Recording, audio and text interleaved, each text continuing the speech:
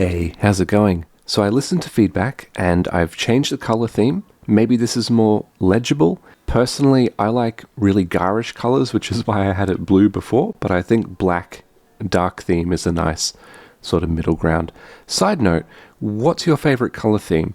When I first started programming, I used, get ready for it, red. And then I would open up the editor and think, why do I feel like irrationally stressed?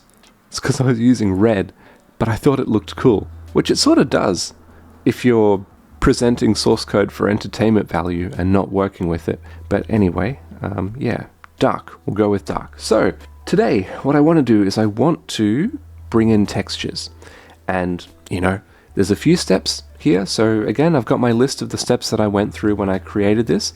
The first thing we're going to do is we're going to need a bind group. In order to make this, I'm going to create a bind group, maybe not a bind group, but a bind group layout. So as you would have seen in the previous video, the bind group layout is just describing the basic shape of data. Go into the shader, and then we're going to have it so that the pipeline, let's say engine has bind group layout and pipeline uses it. So basically we're going to use the bind group layout builder to construct a bind group layout, and then that bind group layout is going to be consumed by the pipeline. And in order to do that, we're going to need to have it such that the pipeline builder can take a bind group layout as part of its interface. Then with that done, we're going to have a bind group builder. Then we're going to have some sort of texture class, and then we'll be on the home stretch. So more or less, fingers crossed, more or less all the resources we'll need will be constructed at this point. So then we'll just need to say, okay, we'll give some textures to the engine, and we'll update the shader so that it uses them as well. Just a side note, because this is sort of fun, if we look in the source code in this image folder I put in, we've got two images here. We've got just a general satin texture that's going to go on the quad, and then the triangle in front is going to take Winry. You guys remember Full Metal Alchemist? That's a blast from the past. That was such a good show, hey? How about that dog? Anyway, okay, so that the dog isn't Winry. It's a reference to the show, okay? Don't be misinterpreting it like that. All right, so bind group layout builder. So what I'm going to do is I'm just going to go to my backend folder. I'm going to make a new file. I'll call it bind group layout.rs. And then of course I'm going to go to my module descriptor and describe that we're going to include that. Okay, so the neat thing about having these encapsulated within their own module namespaces is I don't need to call this a bind group layout. I can simply call this a builder, and it will be understood from the context of the module. Okay, so what am I going to need? Well, for one thing, I'm going to need to keep track of all the entries which are in the bind group layout. So I'm going to have a field named entries, and that will be a resizable collection of bind group layout entries. And then just for convenience, at the point of construction, I'm going to take a reference to the device so that later on when I say, hey, build, I don't need to say, hey, build, and you're using this device. That seems a little silly. So I'll have device, and that will be a reference to a WGPU device. So now we'll go in and look at the implementation of this thing. First up, we will have the constructor.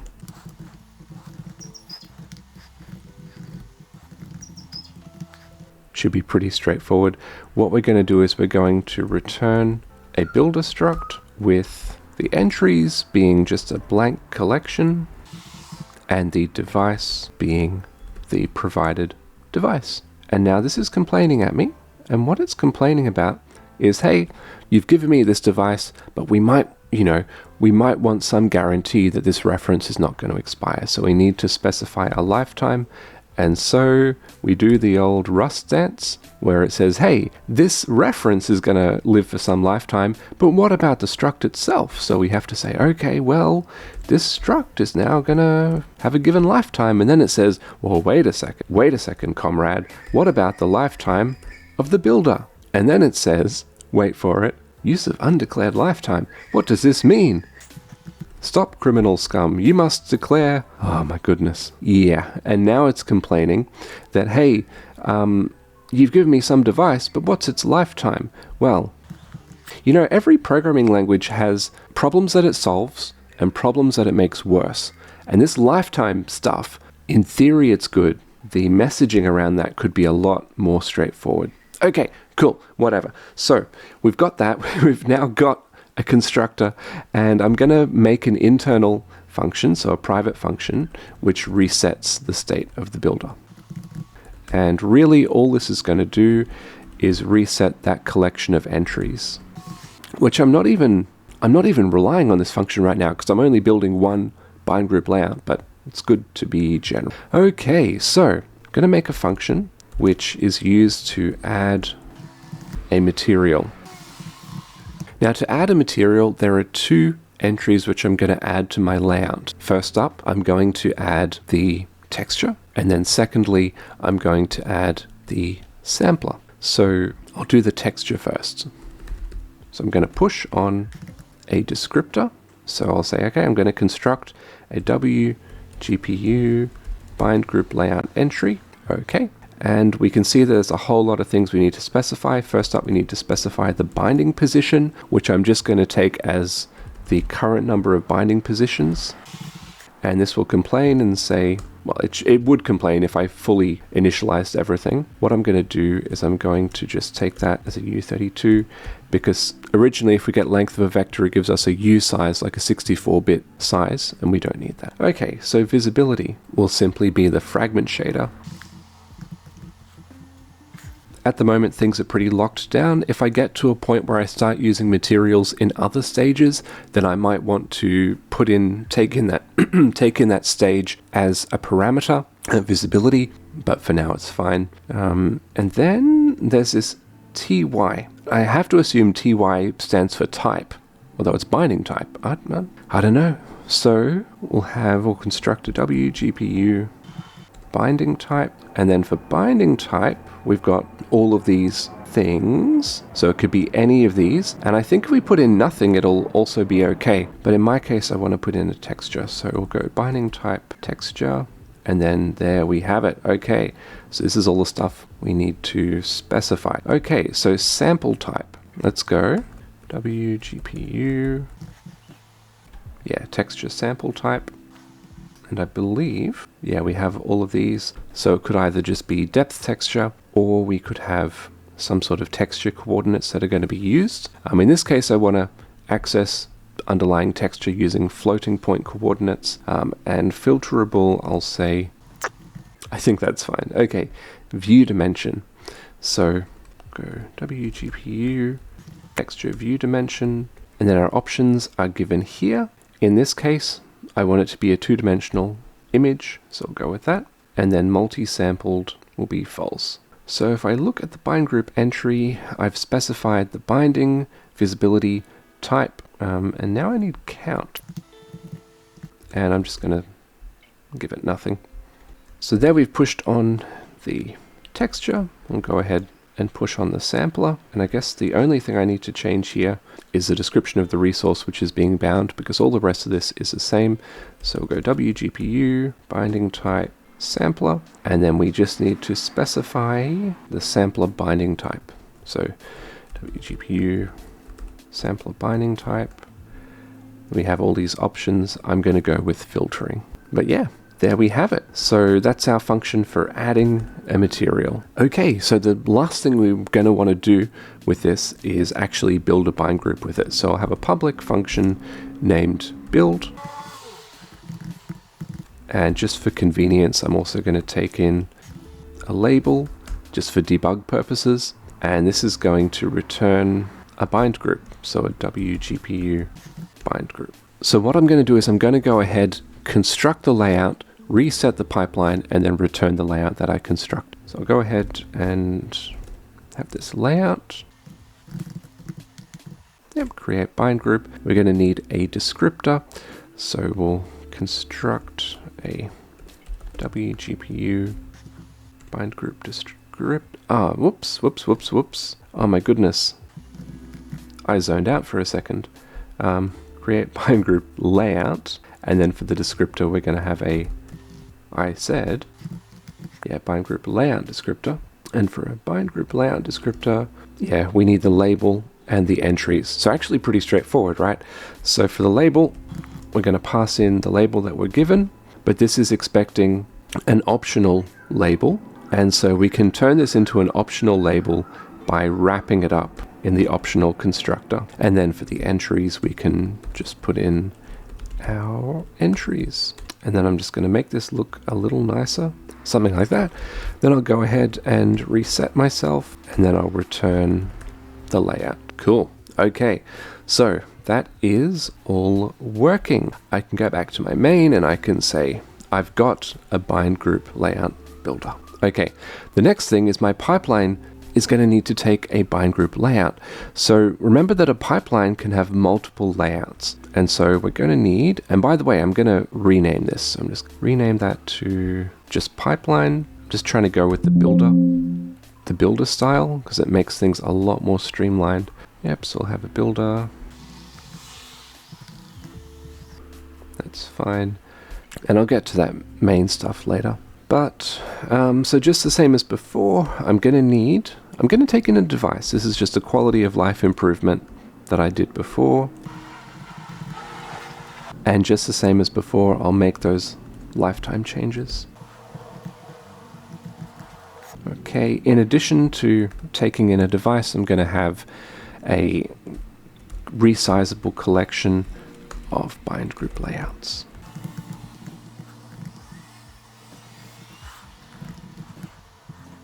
And I'm going to take a reference to those because I do not want to invalidate them. I don't want to steal them from where they belong. Okay, cool. So just the same as before, when we construct, we're going to take in a device. So now for the bind group layouts, again, that'll be just a blank vector. And then for the device, that will be the given device. Okay, so we've got reset, we've got add vertex buffer layout. In addition, I'm going to duplicate this. I'm going to add a just like that.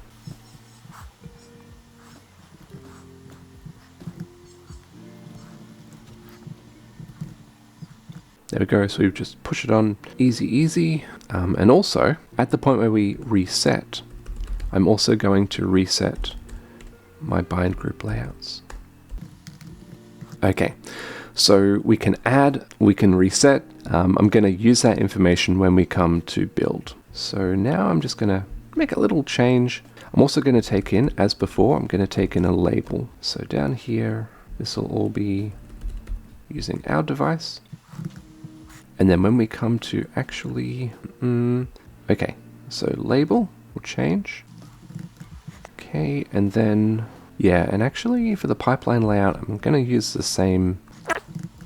And then for bind group layouts, I will use my. Okay, cool. So it's just a lot of changing little bits. But to quickly run through what I did, when it comes time to building the pipeline, the bind group layouts will be specified in the creation of the pipeline layout. So here we have the pipeline layout descriptor, put in the label, of course, and then specify the bind group layouts. Everything else stays the same. It's just, little tweaks. Okay, so one interesting thing about the way I'm going to use this is I'm not going to save, it's fine. I'm not going to save the bind group layout specifically in the engine. I'm just going to use it at the point of creation, and that's something that's going to need to change later if I make other modifications, but I'm just going to take it, as it comes. So bind group, pipeline builder, that's fine. Okay, engine has bind group layout, well, so it's not going to happen, but the pipeline is going to use it. Okay, So I'll just go up and I'll go to the point at which the pipeline gets created. So before this happens, I'm going to need to make the layout for the materials. So I'll say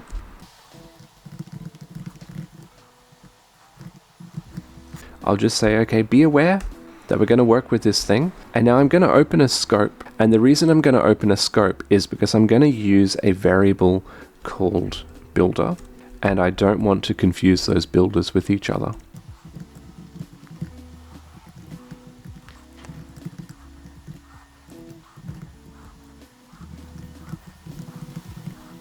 So you can see it's actually getting quite nice. It's I'm happy with this. Okay, cool. So we're going to have, going to do the same thing here. So I'm going to have a render pipeline.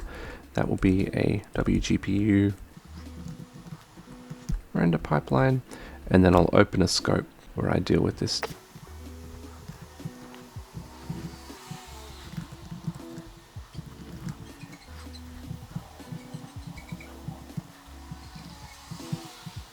And I forgot to, I'll go back and modify this. Okay. So I'll go back to my pipeline builder and yeah, I'm doing this stuff. So what I'll do is I'll say, let render plan be that. So we go ahead, messy, big line. Okay, so we go ahead, we build this thing, then we reset ourselves and then we return. Right, and so in order to change our state, we're going to need to get immutable, reference to self. Cool, Rust fun. Okay, right. So just after we add the vertex buffer layout, we're going to also add the bind group layout, and that will be the material bind group layout that we used. So now that's all good. We've got that render pipeline. Yeah, everything is good. I can probably get rid of this. Yeah, okay. Just a bit of back and forth on the imports until the errors stopped. Cool, so yep, we've constructed a bind group layout using it. Now we're going to have a bind group builder. So the same as before, we'll go back to the back end, we'll make a bind group file. We'll go to the modules and declare that. And now I'm actually going to grab all of this and copy it over because the interface is pretty much the same. It's just some specifics which need to change. Okay, so what needs to change? Well, the builder is fine. This just needs to be a collection of bind group entries, and all of this stuff is totally fine. It's just here in the add material. So now when I go ahead and add a material, I'm going to actually need a few things. I'm going to need, oh, there's something else that I've missed. A bind group also needs to know which layout it's going to adhere to, and so I'm going to need to store some sort of WGPU bind group layout, which again will hang around for some period of time. But then the thing is, at the creation point, we're not going to know what this is. And if we construct a whole bunch of different bind groups, it's going to change. So what I'm going to do is I'm going to make this an optional value, which we can do like this. And then in the constructor, we can just give that a value, starting value of none. And I guess we should probably, no, it's fine, because we're going to be setting this every time anyway. So I'm going to have a public function set layout.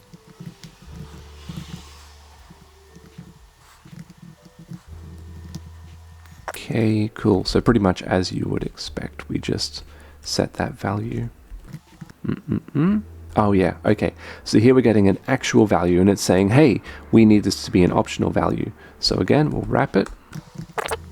Cool. Okay, and now we're getting complaints saying, hey, we've got these things, but we need to specify how long they'll live for. And we can do that with this decorator. So again, you may notice I was a bit iffy on the decorators before. This is the style which is used when we're dealing with a reference which will hang around for a given time, and this is the style which we're using when we've got a value which will hang around, because this bind group entry is a value which is constructed internally within the struct, so it doesn't need to worry about stealing from anything. Okay, so back to add material. So what I'm going to need is two things. I'm going to need a texture view, which I'm adding. That will be a reference to a WGPU texture view. And then I'm going to need a sampler, and that will be a reference to a WGPU. Okay, so I'm just going to need to modify this. For one thing, these should be bind group entries. Okay, and as you can see, binding is totally fine. If we go to bind group entries, we need to specify a resource. So what we can do is, get rid of this.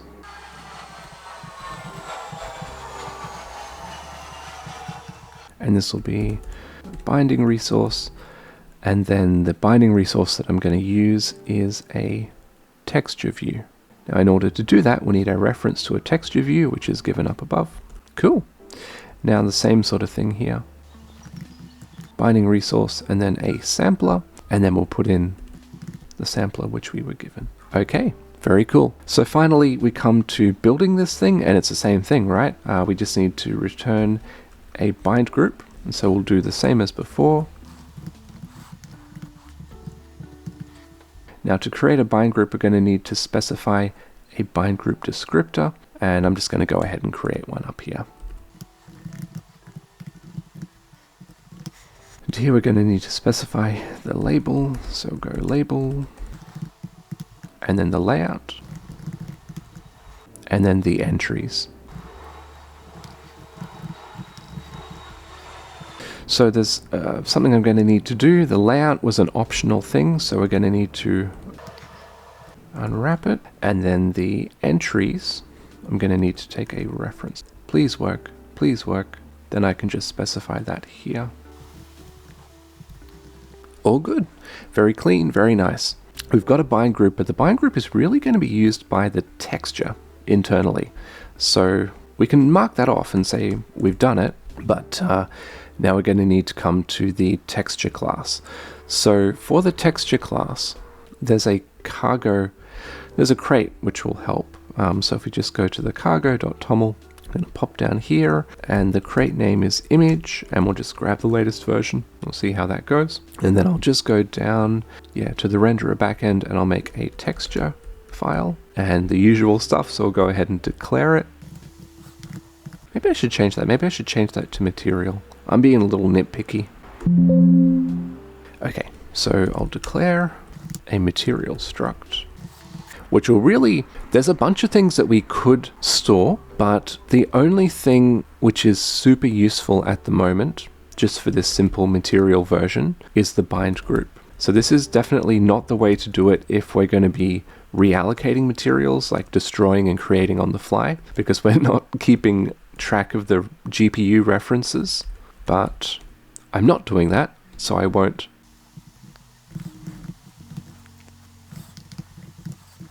So in order to construct a new material, I'm going to need a lot of things. First up, of course, I'm going to need the file name. Actually, I'll do this one step at a time. So let's just say we've got that. So the first question is, how do we load an image? And so I'm going to go back to my shader, my pipeline stuff, and I'm going to be lazy and say, well, how did I load this stuff before?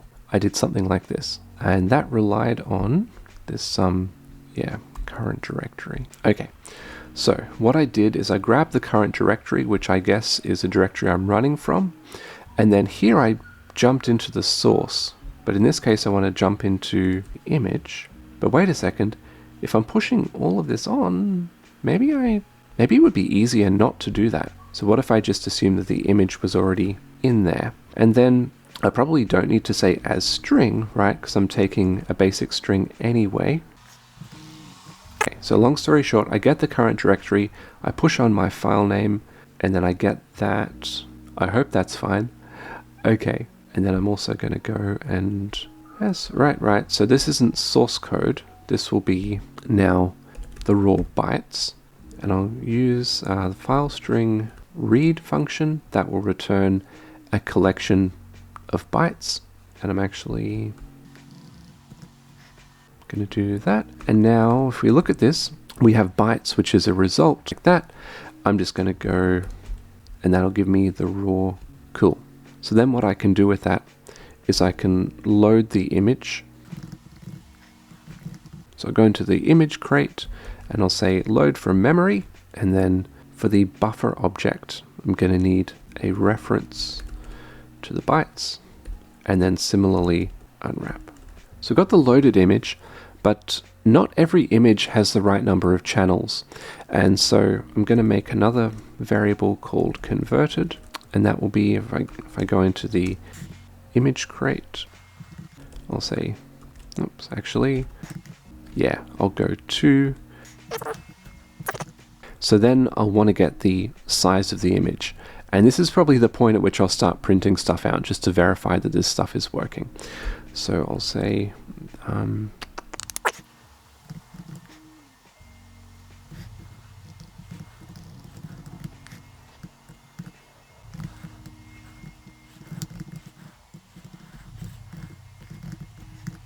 okay, so what I'm just going to do for debug purposes is print out the width and height of the image, because I know there's been a lot of typing and we haven't really seen any results at the moment.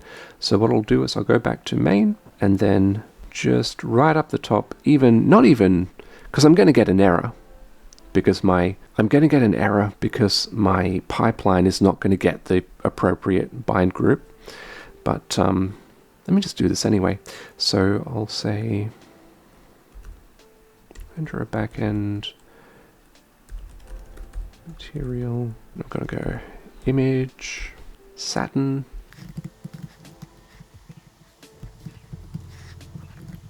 And I won't be as lazy as that looks, so I'll actually. Cool. Okay, I'll give that a go and see what we're printing out. Okay, so I can't find it. That's okay, that happens. What I'll do to investigate that is I will just print out exactly what that file path is. Oh, yep, okay. So it looks like the issue is, apart from these like weird slashes changing around, seems to handle that okay. The issue, I think, is this E in the JPEG. It should be JPG. That sounds good. Okay, yeah, and as I said, it's going to cause an error because it's like, hey, we're expecting these resources and we're not getting them. That's totally fine. Okay, so we're running this. We loaded the satin, that was 600 by 400. We loaded WinRe, that's 259 by 194. That's perfect. That's the right number of pixels. So we're loading those images correctly, and I'm happy with that. So this is getting the two-dimensional size, but it's not really in a struct that WGPU is going to understand. So I'll make another variable called texture size, and this will be a WGPU 3D extent. Images, even though they're two-dimensional, they are 3D extents. So you need to specify the width, which again will be size dimension 0, the height, which would be size dimension 1, and then the depth or array layers is 1. If we had a number here, that would be like an image array or something, like an onion texture, but we haven't. So the next thing I'm going to do is I'm going to construct a texture descriptor. And again, we need to specify a few things. Okay, so first up for the label, I'm just going to use the file name. Then the MIP level count will be 1, which is essentially no MIP mapping. Dimension be GPU texture dimension 2-dimensional. The format, yep, texture format. Unsigned normalized. They really just hammer it over your head, don't they? Size. Cool, that will be my texture size. Sample count. For multi-sampling, this is 1, essentially no multi-sampling. Usage. Texture usages. I'm going to attach this as a texture that I read in the shaders, and additionally to that, I'm going to copy images to it, because we need to upload something. And then what do we have? View formats.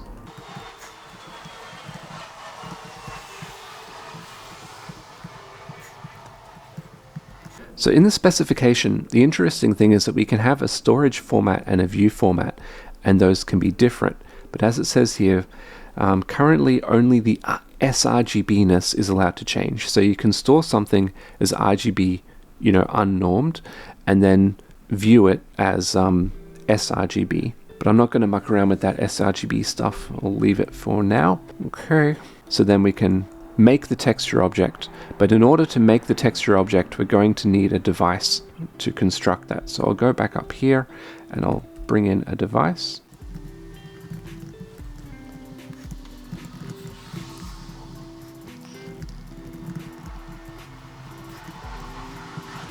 Okay, cool. So at this point we've created a texture, but we need to upload to it.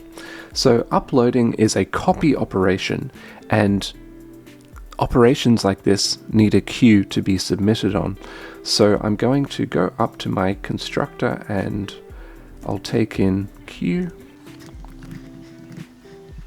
And then down below we can do that operation. Okay. So for the texture, I'm going to have this struct where I specify the texture which is being copied to, then the MIP level, again because I'm not doing any MIP mapping, this will be at MIP level 0, the origin, just like that, and then the aspect, which, we can have all these options.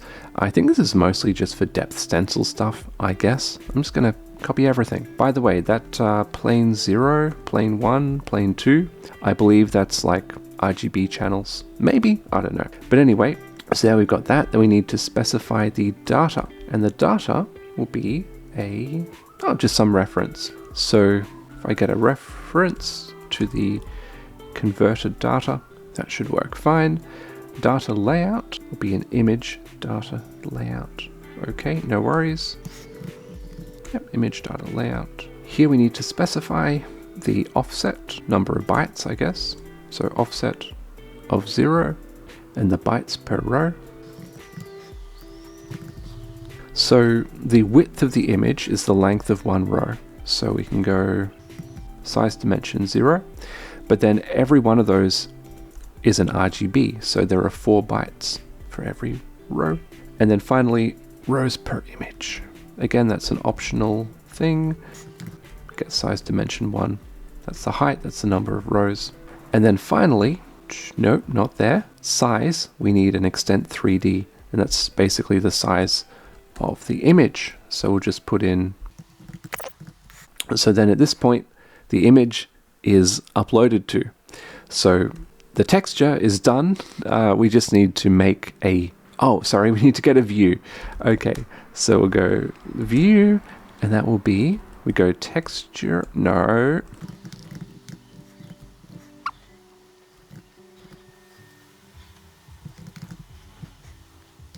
I just need some sort of descriptor, and we can just keep it simple here. Texture view descriptor.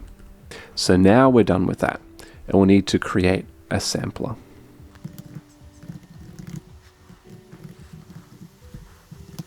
So the usual sort of stuff. We're going to need a lot of things.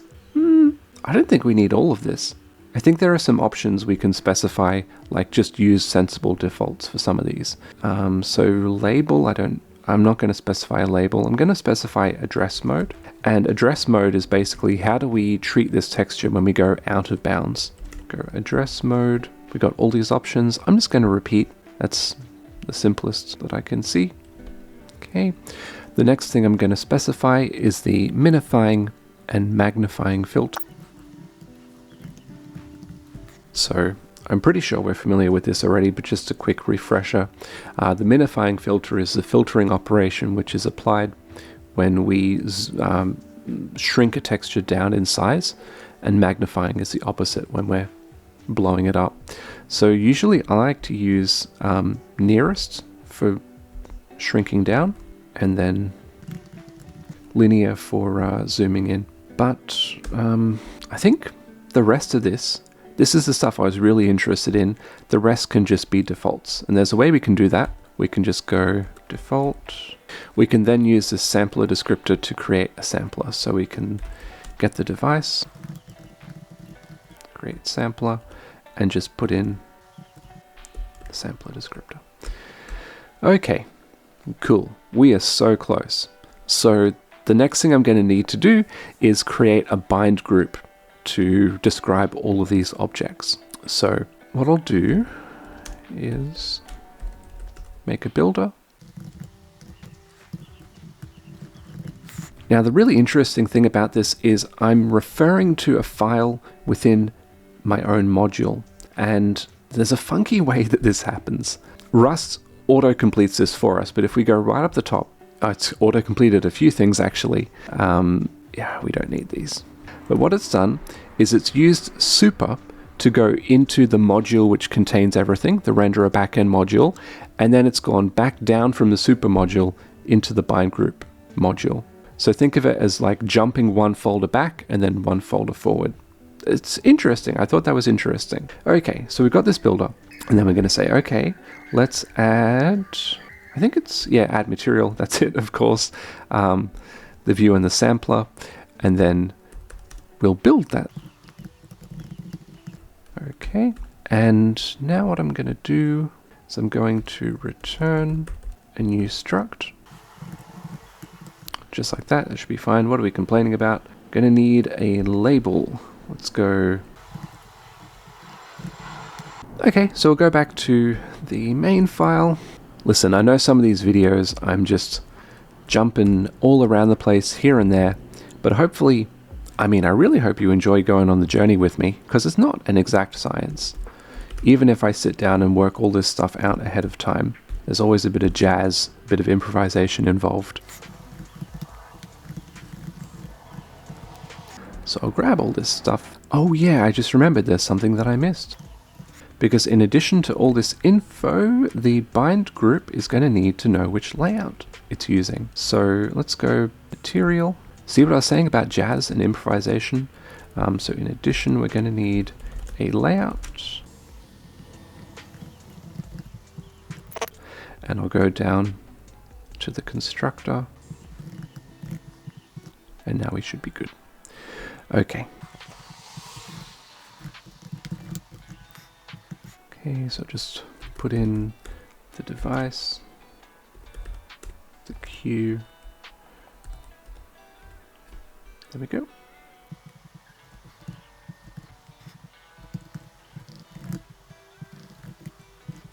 And then I'll just use that in the constructor. So we are getting to the point where there's a lot of stuff in the constructor, and it might be a good idea to make some of these fields optional or containers or something, and then initialize them at a later point.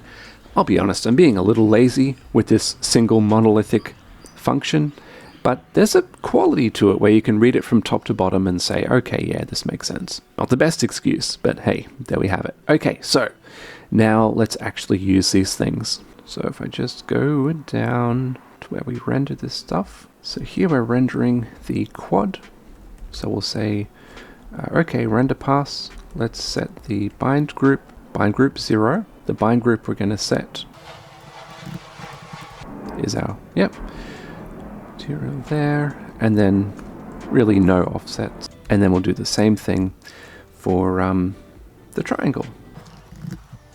So really, truly, we have one thing left to do, and that is we need to adjust the shader so that it understands, because if we run this right now, it'll say, yeah, okay, fine, we've got the bind groups that we need, but like, it's not been described in the shader. So I'll just open up our shader, and not much has to change. Just right up the top, I'm going to specify.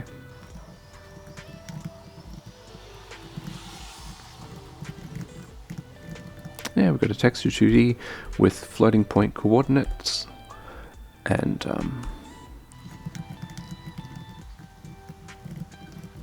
we'll have a sampler as well. This stuff is all fine. I'm just going to pass through as well as the color texture coordinate. And whereas I could put in additional data to specify exactly what the texture coordinates are, I'm going to be a little lazy, and I'm simply going to use the position on the screen as the texture coordinate, because we're really doing everything in 2D at the moment. We might change that in the next video, but for now, texture coordinate, I'll just say just the position on the screen, because that's already in normalized device coordinates, so it'll be fine. And now what I'm going to do is I'll keep the color and I'll blend that color with the underlying texture. So I do this with the texture sample function. And then I need to specify the texture which I'm sampling, the sampler which I'm using, and then the texture coordinate at which I'm going to do that. So fingers crossed, we'll probably get an error. That's how it usually goes, but let's give it a go. Okay, let me take a second. Interesting. That is probably because the position is a vec4 and we're trying to, that's fine. Let me just go construct a vec2 out of that. I don't even know if we need that constructor, but I'll put it in there anyway. Okay, very cool. So, interestingly, everything's flipped around, but that's easy enough to change. We can just sort of go back and say, okay, we're done. Flip around the Y coordinate, give it another shot, and now we've got it. But if you look very carefully, you'll see that Eduardo Eric, that's how they say it in the show, okay? I'm not being weird. Anyway, Edward Eric is over here, and his arm's over here, but then Winry is working on his... It's a little off. So I'm just going to sort of get this and change it from the range -1 to 1 to the range 0 to 1. And I can do that by adding 1 to both of these, and then... Right, because now we've gone from 0 to 2, so then we'll just halve that, and I'll do the same thing, whoops, the same thing here. Okay, so, yeah, this isn't super important, just character continuity, I guess. Okay, but there we have it. Cool, so the point is, ignore all that other stuff, the point is we have got textures in our program. And I guess what I want to look at in the next video is I want to look at putting some more transformations in here, talking about that, getting it more 3D-like. But yeah, I hope to see you then, and until then, have a good one. I'll see you later. Bye. Hi, so I just wanted to take a second to say thank you to all of my channel supporters. If you would like to support the channel, it's $2.50 a month. That's all I ask.